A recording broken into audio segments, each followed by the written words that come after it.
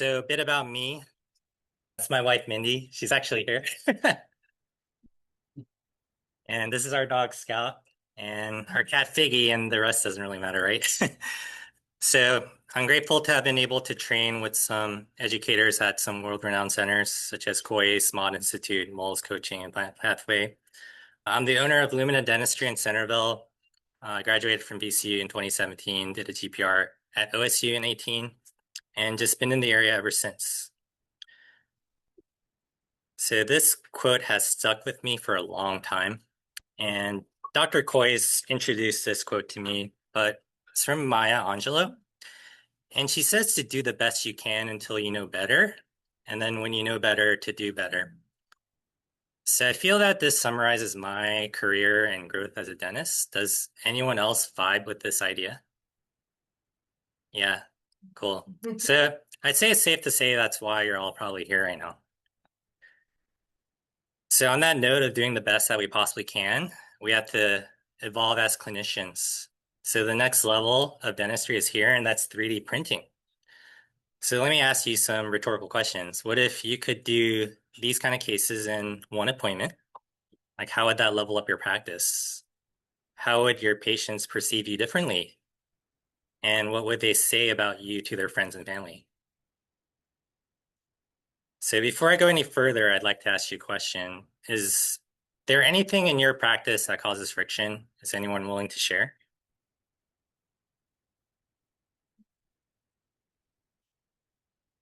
Everyone's shy. Okay. Well, let me tell you one friction point for me. Before I started printing, I had to deal with temporaries. And then that was very frustrating and annoying sometimes. So having the temporary come off multiple times, having the patient come back into my chair, and then having to re-cement it or having to make a new one, even if it's my assistant doing it, that's very frustrating. So I view these things as something that potentially wastes time and money for all of us. So that first question, why should I care about printing, is really important.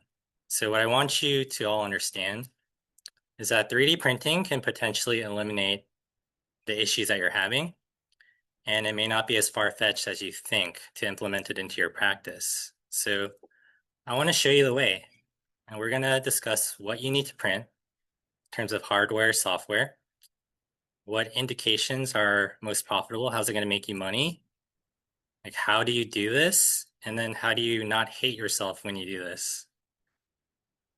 So famous last words from the lab is it takes 2 weeks to get your case back, right? But waiting is very inconvenient. So same day services, or at the very least, accelerated timelines are becoming more the norm. So what do you actually gain by doing a same day service? Let's see the case of the temporary crown. So your patient wouldn't complain about it coming off 3 times. They wouldn't lose confidence in your skill set. They'd rave about your cutting edge technology. And let's face it, they're looking for convenience, so let's give it to them. Do anyone in the room have scanners? Yeah. Is anyone still taking impressions? Okay. So statistically, about half in the US are scanning, and it's expected to grow. But if you're already scanning, then you've already taken the first step towards printing.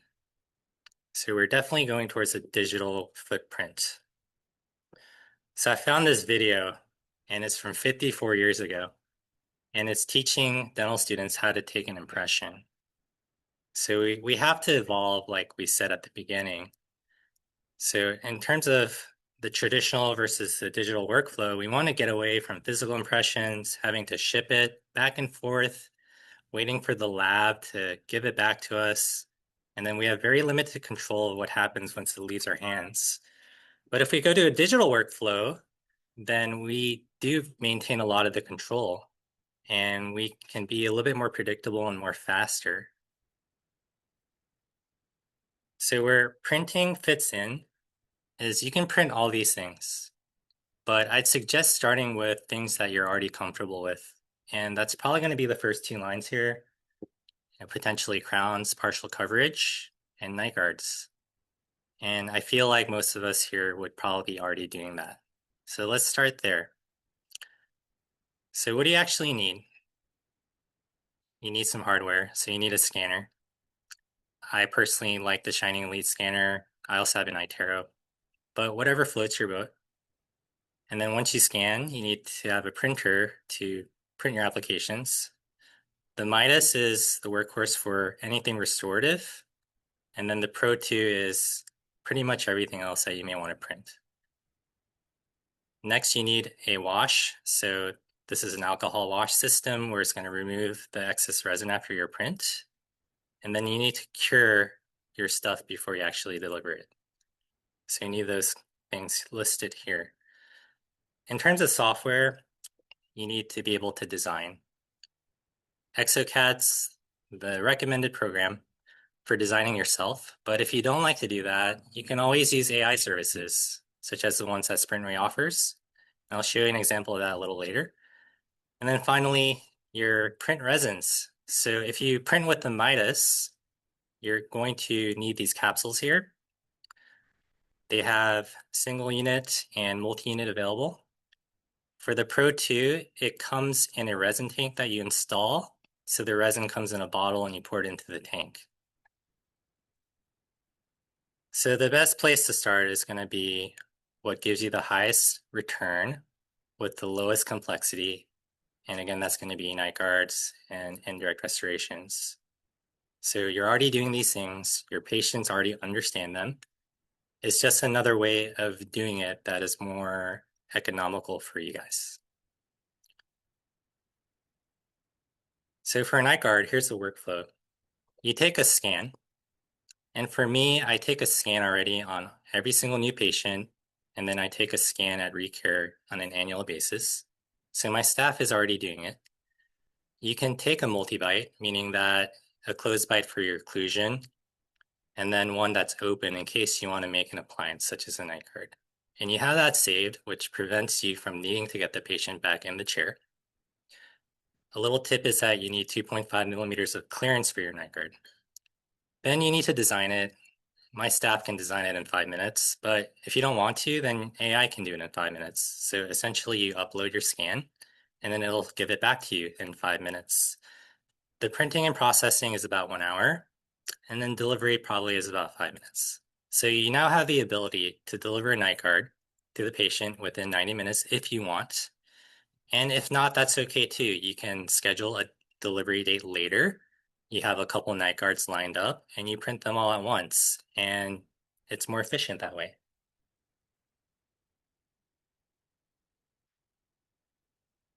So night guards, minimal chair time, maybe 30 minutes on average for, I'd say, for chair time, but this is one of the highest return on investment. And this process is completely staff delegated for me, so I don't have to be in the chair present at all. I'm already there for my hygiene exam, and they've already taken the scan. So if we're discussing a night guard, that scan has already been done for me. I leave. My staff designs it. My staff prints it. My staff delivers it. I don't have to be there at all. So my chair time is 0. I did some math. So this bottle costs $5.50, has about 870 ml in it. I looked at my last 10 night guards. How much resin did it use? On average is 5. So that cost me $3 to $4. And the average reimbursement probably is around 400. If you print this whole bottle, then your return is $69,000, which is going to pay for your printer, which is crazy on this one item that you already do. Some tips on how to do the processing. So there's a step called nesting. After you design your night guard, you need to nest it on the software, and it tells your printer how it's going to print it on the build plate. So there's a certain way that you want to do it. The recommended way is to do occlusal down, and it's slightly angled, maybe about 30 degrees like this. You also have the option of nesting it vertically like this.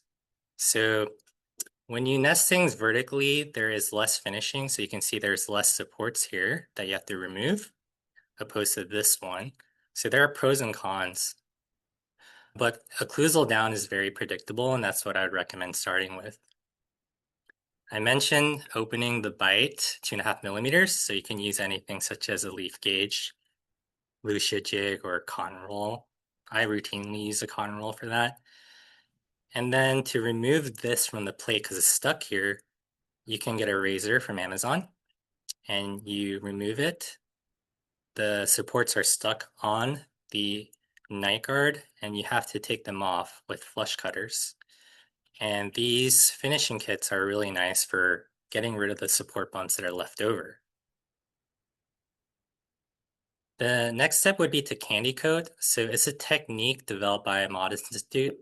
Essentially, you have your same resin that you printed your product out of. So the same night guard resin, you can put it in an amber vial like this. So I buy this off Amazon and put the resin in here.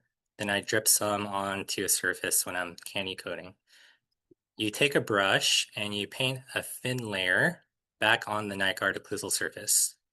When you do this, it gives a nice finish to it. It's much easier than polishing. If you try to polish this, you're going to have a bad time. So it's just easier to candy coat. Once you candy coat, you want to cure that coated layer with your curing light. Just to tack it. Then you're going to put it in the nano cure and cure it for a full cycle. You're going to take it out, submerge it in glycerin, and cure it for another full cycle. And then you wash it with Dawn soap before you deliver it. Now, these instructions are off-label, but it's what Mod Institute teaches, and they've done by far the most research and testing with 3D prints, and they get access to everything before it hits the market. So that's why I follow what they do. In terms of your delivery, you put in hot water for 30 seconds. It becomes soft and flexible. Then you seat it and then allow it to cool. And then you don't have to adjust it. And it's been this way for a while for me. So this is a very easy procedure that you guys can pick up and that you can delegate to a talented staff member. Do you guys want to talk about indirect restorations? Yeah. Okay. Okay. So this is going to be a little bit more of a learning curve compared to night guards, but this is the second thing you could tackle. So here's my workflow. I take a pre-op scan before I numb, and the reason is the bite is accurate when I deliver my indirect restoration. So if you have them lean back and you're scanning the bite when they're numb and lean back after the procedure, chances are the occlusion's off and you have to adjust it more than you would need to if you did the step at the beginning. So it's just a tip to prevent that problem. The reason I do the occlusal marks too is because I can make a decision on how I'm going to do my coverage of a cusp. So today's lecture is not going too much into it, but I'll touch on that. So there's a concept called tension contacts or a non-adaptable contact. And essentially it's a contact that is not compressive for the tooth. It wants to split the tooth off itself. Those are dangerous, and that's when you have a fractured cusp or a weakened cusp that you remove the amalgam here and you see a crack. And that's why, because they've been biting that way for however many years. So when I see the occlusion on the incline of a cusp, for example, that's a tension contact, I will choose to cover that cusp. So I will do that, then I'll do the prep and scan, then we'll design, typically 5 to 10 minutes per restoration, or sometimes you can use AI depending on the situation as well, and that might take 5 to 10 minutes. But my staff will design for me, then I approve the design. The printing is usually 7 to 10 minutes on the Midas. And then in terms of cutting off supports and finishing, that's about another 10 minutes. And then it's a 10-minute cure and 10-minute delivery. So if you're efficient, you can do this in about 90 minutes if you want to. So one side note is I look at this and I nitpick myself, right? And I think that's very ingrained in us being dentists. But when you do this kind of workflow, it forces you to evaluate your preps and your scans, and it just forces you to try and do better as a clinician. So you'll see your mistakes, You'll constantly improve over time. And when you send it to a lab, you may not get this feedback. So that's one thing that is also valuable from doing this workflow. But you can see the results are predictable. What I designed is what I get at the end of the day. So the benefits, and this is a post from one of my IG stories, and it's not exactly sponsored by Sprint Ray because I'm sure they would want us to print one restoration per capsule, but you can be creative with your nesting and you can fit multiple on here, right? Especially partial coverage. So the Midas capsule, it costs about $21 and you can fit maybe 1 to 4 restorations. Maybe you're charging 800 to 1,000 for an onlay for a total chair time of 2 hours. That's pretty lucrative, in my opinion. And my staff loves to do this because it's a game for them. Like, how many can I fit on this capsule? It makes them happy. All right, so tips for nesting. You can do occlusal down. This isn't all on X here, but it does show how you would want to put the nesting points. So this is where you would put a support, wherever those circles are. So essentially, each cusp tip or marginal ridge needs to be supported, or sometimes on a first upper molar, there may be an oblique ridge, and you need to support that as well. And you can think of it as the point lowest and closest to the plate needs to be supported. When you get to anteriors, you want at least 3 on the incisal edge. So that's a very safe and predictable way, and you want predictability when you start. The downside of doing that is it wrecks your occlusion. Whatever you design, you have to sometimes destroy it trying to get the supports off. So what's better is if you can avoid putting it on the occlusal. For a crown, you can angle it like this, and it goes on maybe the buccal or lingual surface, and it avoids any supports on the occlusal on half of that crown. And it does need some over here, but that's less on the occlusal that you have to remove.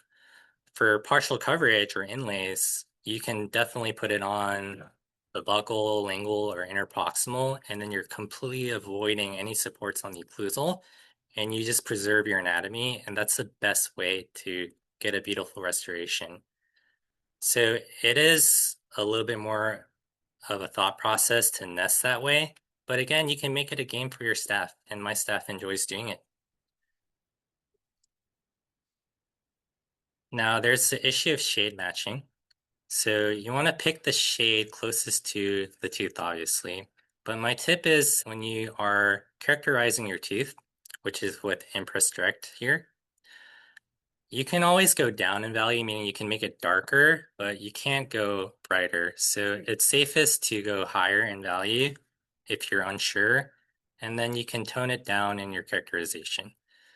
The cement shade can also affect it slightly. So I use a light cure cement with different shades ranging from warm to light, and I may make a decision point more for anteriors on how to further dial that in.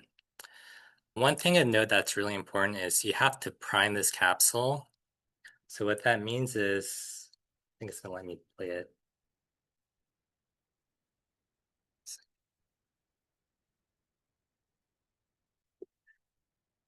Is to fully mix the resin.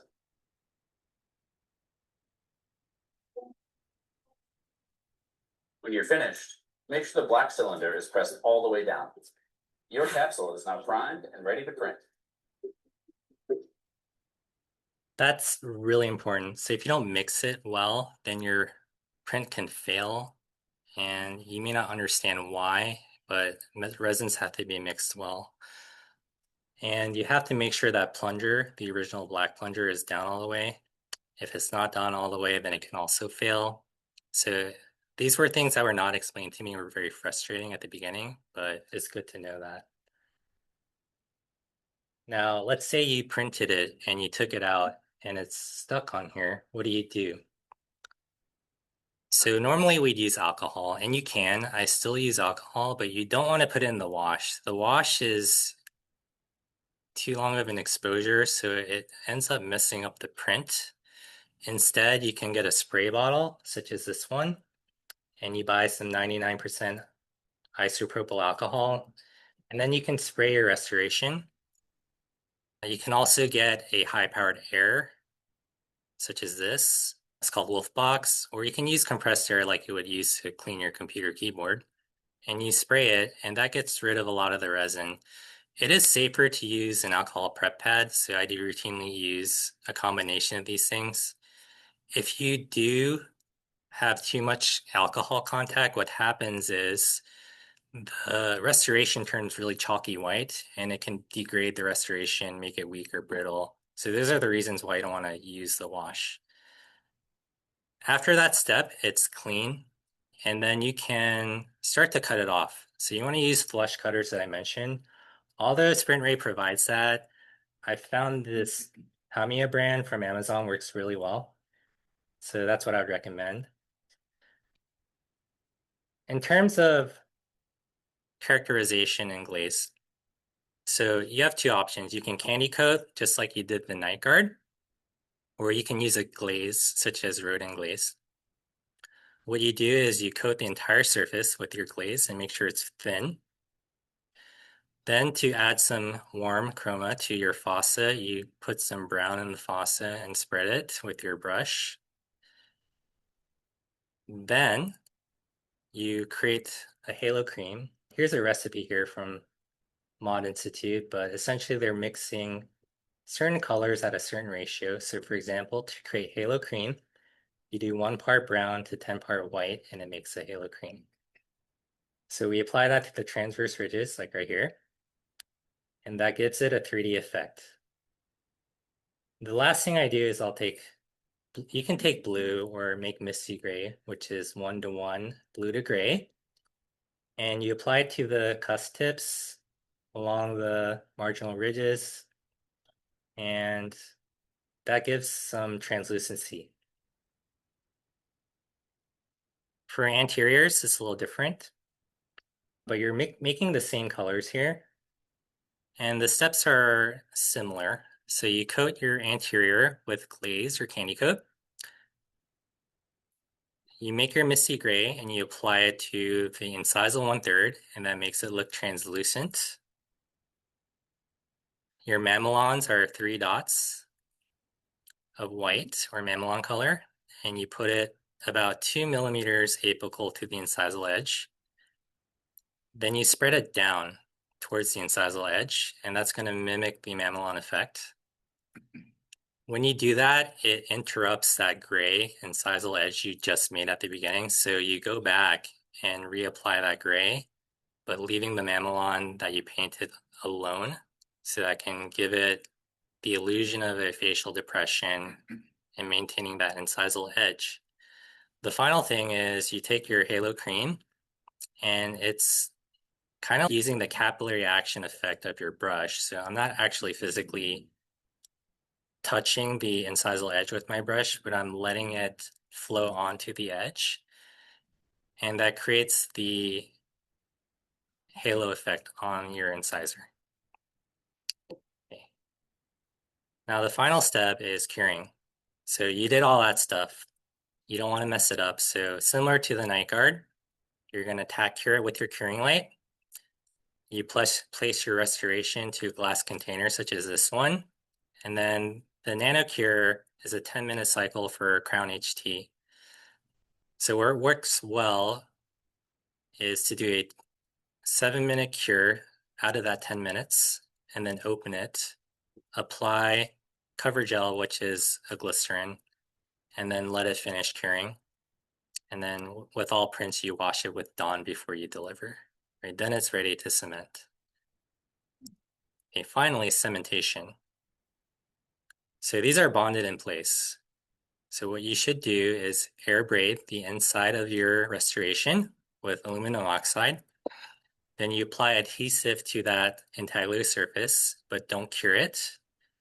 On the tooth itself, I selective etch on enamel. I apply adhesive, I cure the adhesive. And then up to you if you want to use a light cure or dual cure cement. depending on your philosophy, but I personally like hair. And then that's it. You finish by removing the excess cement. This is the busy slide, but it has a lot of the things that I personally use. So I tried to curate an Amazon shopping list for you guys that has most of these things. Some of them are not on here, but what I'd also recommend you guys look at is the Mod Institute free resources. So they have a lot of free guides on there that go really deep into everything I discussed. All right, thank you guys for being here. If you have any questions, I can take them at this time. Yes. Change the resins between different types on like the floor too. It's pretty easy. You have the container and it's a resin tank. You would buy multiple resin tanks. You'd fill it with your resin of choice. So I have one for night guard resin. I have one for surgical guide, for example. And then when I want to print that application, I just swap it out. Yes, It's like a game with your stuff of how many you can do. it is. How many have you done in like? I think the max was probably 5. Yeah. So if you nest onlays vertically, you can fit a bunch on there. Veneers as well, you can definitely get away with 4 or 5, no problem. Top 5 things that you put in your practice. The top 5 things I'm printing, my bread and butter is partial coverage, so a lot of onlays, inlays. I don't do as many crowns, although I still do them. I like to do mock-ups, which he didn't discuss, but essentially, let me go back to my first slide.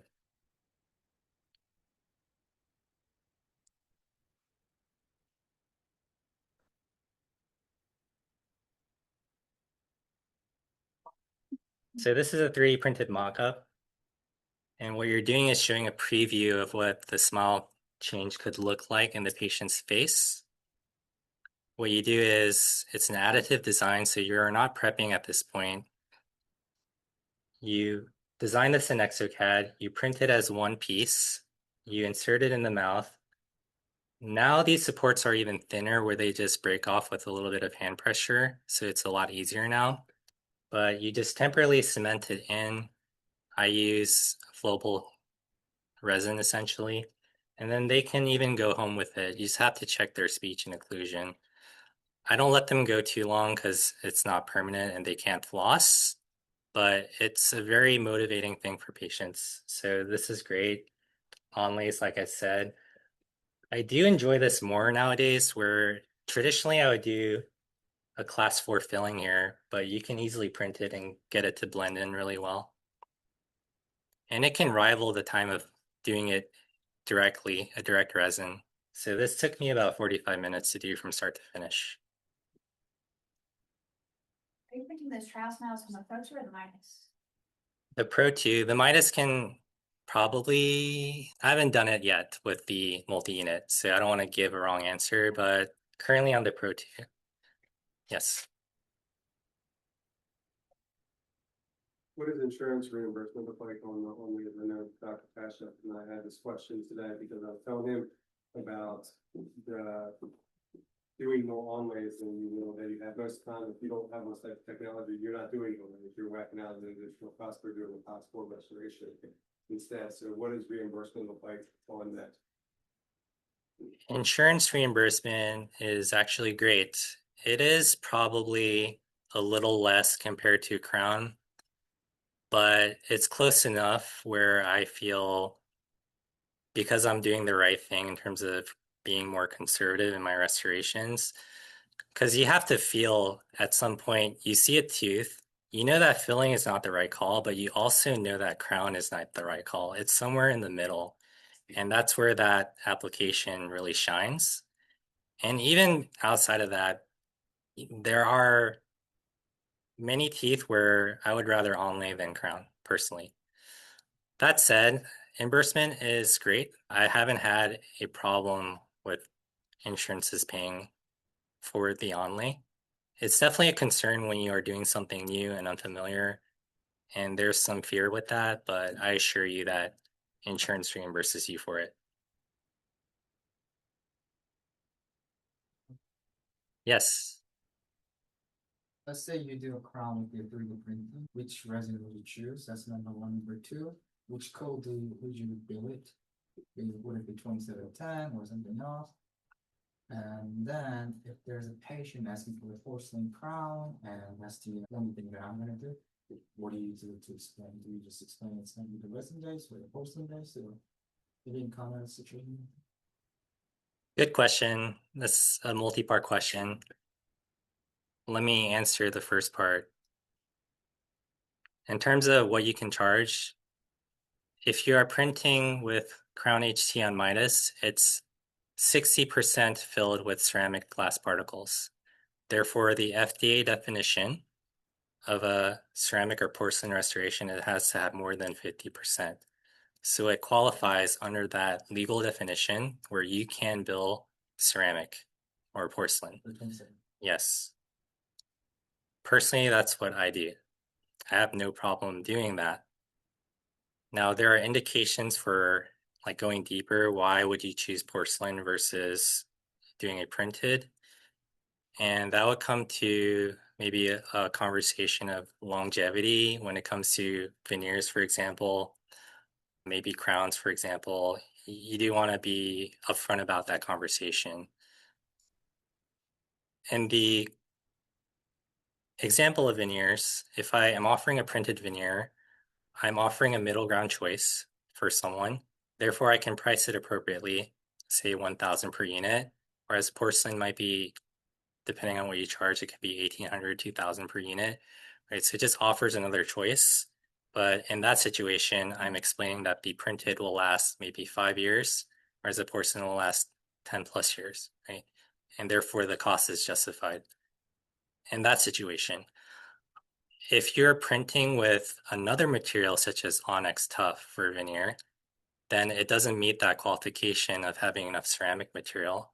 So you can then choose to charge resin, right? So let's say a young patient came to me and had mottled teeth and they want to do something about it and they want to do a no prep veneer situation, and you choose Onyx Tough because it's very good at blocking color, then you may choose to bill it as a resin veneer, right? So I think part of it, to answer your question in short, is the material. Does it legally meet the definition? And if so, you can bill ceramic. If it doesn't, then you can't.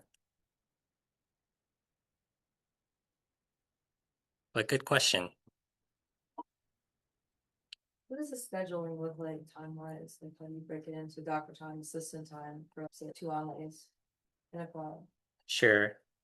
So for,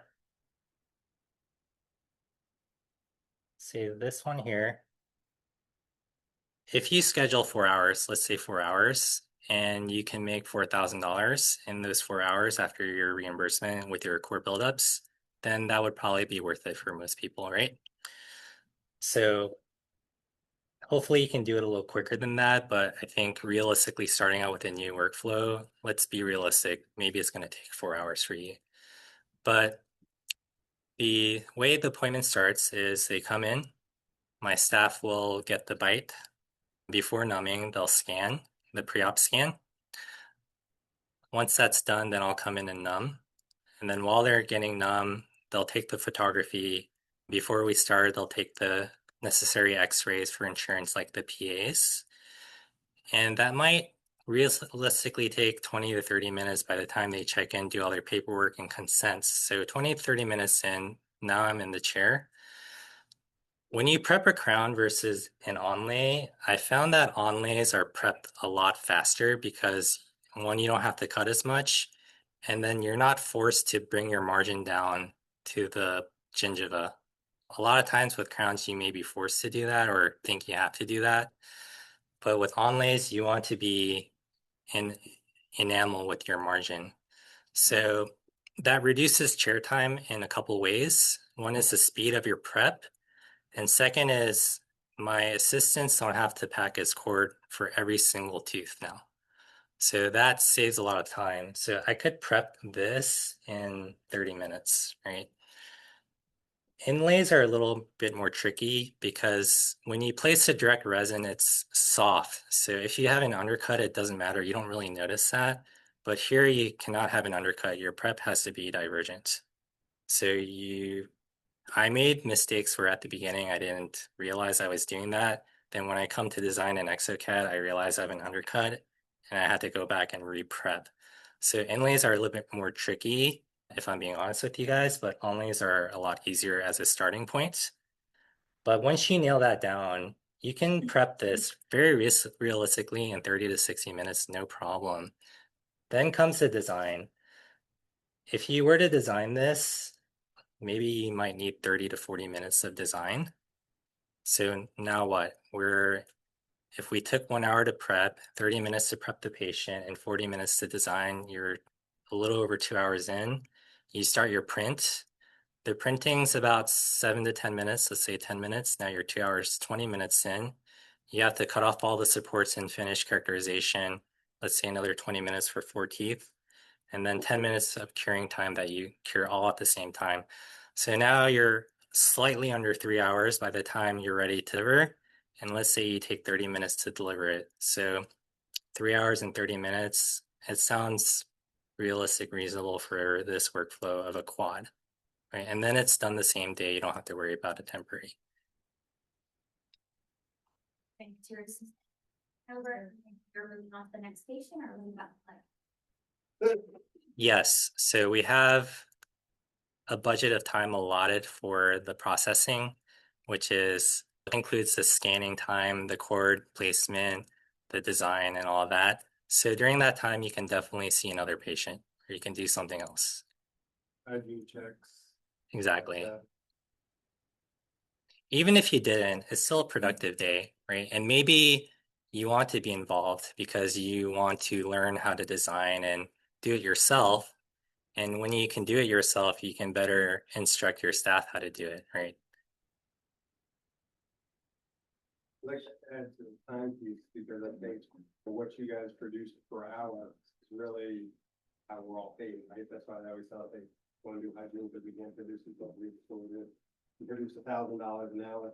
But how people are dealing with this as far as what they're planning in between, instead of sitting in your office for 30 minutes, you can see an emergency patient, do a filling sometime, and filling in those areas in between once you get comfortable with the machine is where you see a big difference as far as what you're producing per hour. The other way you could look at it is, let's say you don't want to do inlays and you just want to do the onlays and you want to do direct resin for these 2 teeth here. You prep your onlays first. You have your staff to do the design. And while that's happening and while that's printing, you can place your direct resins. You're more efficient. But the resin filled one that you said you could bill as ceramic. What's the strength of that? What I like to think about is the old school Beta Mark II, like those kind of restorations. They're considered really weak, where it's like feldspathic. If you press on it with your fingers, it might break. When you bond to enamel, though, it becomes super strong. And that's the concept of a veneer, right? And when you look at a retrospective study of how long these lasted and survived, there's a lot of studies that show that they survive like 80% or more, like the 20+ year range. So these are similar to that, right? I understand the desire to have something very strong like zirconia, and we care a lot about like how much force does it take to crack this. The property of a print is a little different. So if you think about glass, if you drop the glass on the floor and it cracked, then it's done. You can't really fix that. However, if you had something metal and instead of dented, and you can undent it or do something to that, then it becomes repairable or it can survive. So it deforms before it breaks. prints have that property where it's more likely to deform before it breaks, or if it does break, you can bond to it. So when you cure this, there's still 10% of that resin which is uncured, and that gives the ability of it being repairable. And you don't have that option always with a porcelain restoration. And those are the benefits of that and why I think of that differently and not just how strong is it to break this So material. where's the vital of it, is that what you're saying? And it's uncured 10%? The 10% uncured is just for the sake of being able to bond to it again if you need to repair it. But technically, the more cured it is, the better. You want that polymerization. When you do a direct resin, you're probably 50 to 60% polymerization, but when you cure it indirect, then you're at 90%. So the cusps that, when you do tension contacts and you decide you're gonna cover those cusps, what's the thickness or clearance you need for these materials in those areas? This one here. Yeah, so like the number two rows. In terms of occlusal depth, I like to go between 1.5 to 1.75 for my occlusal depth. Yeah. There are some other rules to consider, like what if there's not a tension contact, but how do I decide to cover it or not? The free resources will go into that a little bit more, but if your depth here, let's say you had a cavity or decay or an existing restoration, and by the time you remove that, you're 4 millimeters in, then you need thicker cusps, 3 millimeters, even if it's functional or non-functional. If it's deep and you don't have enough thickness of that cusp remaining, then you should cover it. When it's below that 4, then you can go thinner. So 2 on a functional, 1 on a non-functional.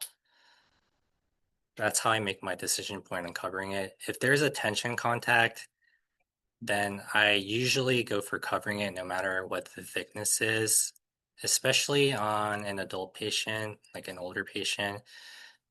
You could make the argument of equilibrating the bite on that cusp instead. I think I'd be more willing to do that on a younger patient, but let's say the patient's 40, 50, and they've been chewing on that cusp their whole life. The chances are that cusp is damaged and I should cover it. Otherwise, you risk it breaking or fracturing later, and that's going to come back to haunt you. So that's my rationale.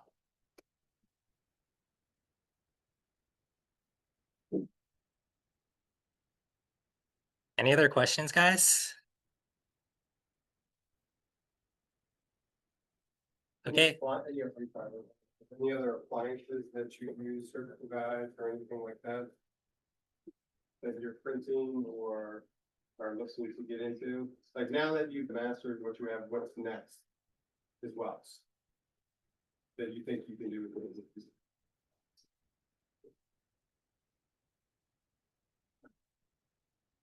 My next slide.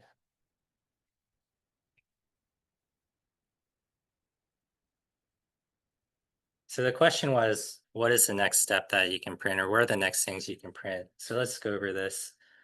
Retainers. So for each of these, you have to purchase a different resin and therefore another resin tank. But you can start to get into these other applications. So we went over the first two. I do routinely print retainers. So that's definitely if you are doing clear aligners, for example, or orthodontic treatment, or just someone wants a retainer. It's not a far step from night guards to retainers. It's a very similar workflow, and they use the same workflow in exocad. So there's a night guard workflow or application, and you use that same application to make a retainer. You just change the parameters a little bit. So that's very easy. Models are also not too hard to do. If you're doing a larger case, such as like a 10 unit case or a full mouth case, it's nice to have a prep guide. So you have your mock up done or wax up done, and then you need some sort of reference. So your tooth prep guide can be printed. It goes over the tooth. Let's say traditionally you had a putty or an Essex on it with holes in it, and that's your reduction prep guide. It's very similar to that. So it's something that is printed and goes on the teeth, but has slots in it for your reduction. Dentures. I do print a lot of dentures, complete and flexible partial dentures. For this, the Duo kit is really nice because you can print 2 different materials at once as opposed to one. So if you are wanting to do that, then that is very handy. Temporaries, so I'm not printing bridges at the moment, maybe in the future as the material improves, but let's say I prep the bridge. An example would be I had a patient that is in Invisalign and needs to get a bridge done on the upper left quadrant, and I also need to extract a tooth. So it was 12 to 14. I have to extract 14, and the patient now wants a bridge from 12 to 15. So now I have to wait for the extraction site to heal before I do a final anyway, so it doesn't matter, I have to wait. And I have to overcome the problem of it fitting over her existing aligner. So I take a pre-op scan. There's a copy mirror function in exocad, so it copies the tooth as is. I print my temporary bridge based on that pre-ops copy. I deliver it, the retainer fits over, you call it a day. That would be an application for that provisional. Small mock-ups and veneers. We touched on that a little bit, but 3D printed veneers are an exciting new thing to have in your practice. And it fills a void where we often lock people into 2 options where it's really cheap and non-desirable or really expensive. And although they want it, they can't afford that. So they walk away with nothing. It'd be like going to the car dealership and looking at a Ford Focus or a Porsche 911, and you want the Porsche 911, but you don't want the Ford Focus because it's a piece of shit. So you're like, what other options do I have? And they say, that's it. Take it or leave it. And you leave. And we do that to our patients a lot. So having a middle ground is nice, right? So it fills that niche. Want you all know that your great equipment was delivered in a Ford Focus this evening. He's on third train. Sorry, Brittany. I didn't mean to bash on your car. You can blame Wally Renee because I took that from him.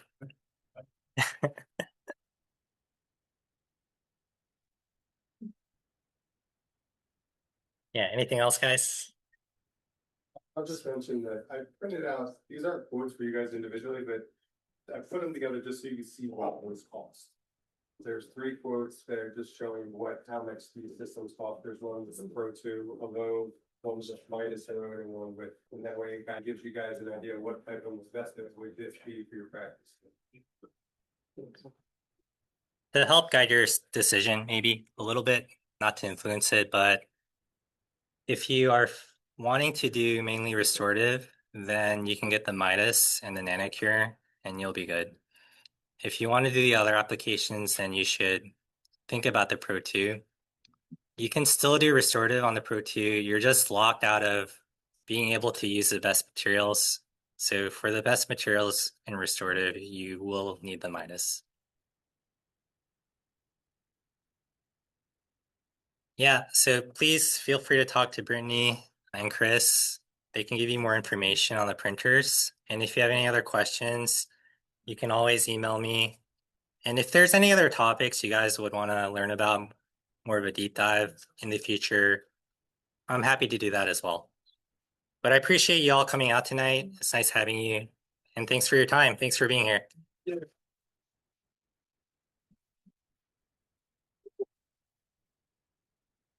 Yeah. Cheers.